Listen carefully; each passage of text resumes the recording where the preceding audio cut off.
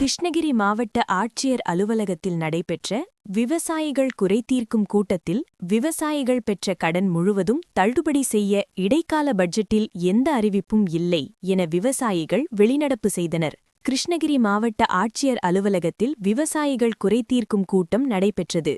மாவட்ட வருவாய் அலுவலர் சாதனை குரல் தலைமையில் நடைபெற்றது.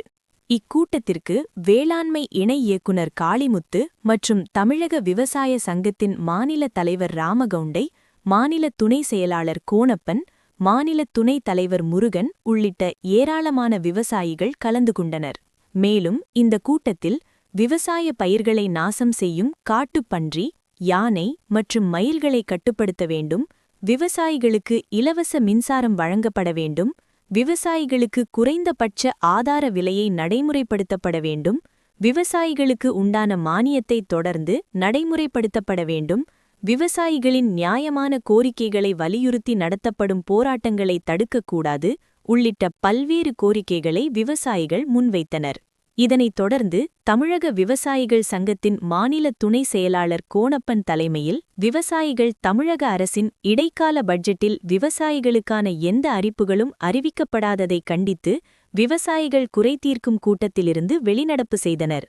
இதனைத் தொடர்ந்து போசிய தமிழக விவசாயிகள் சங்கத்தின் மாநில துணை செயலாளர் கோணப்பன் கடந்த சில நாள்களுக்கு முன்பு தமிழக அரசின் இடைக்கால பட்ஜெட்டில் தமிழக விவசாயிகளுக்கு எந்தவிதமான திட்டங்களும் அறிவிக்கப்படவில்லை, குறிப்பாக விவசாயிகள் பெற்ற கடன் கூட தள்ளுபடி செய்யவில்லை. இதனை கண்டித்து கிருஷ்ணகிரி மாவட்ட ஆட்சியர் அலுவலகத்தில் நடைபெற்ற விவசாயிகள் கூட்டத்திலிருந்து வெளிநடப்பு செய்வதாக தெரிவித்தார்.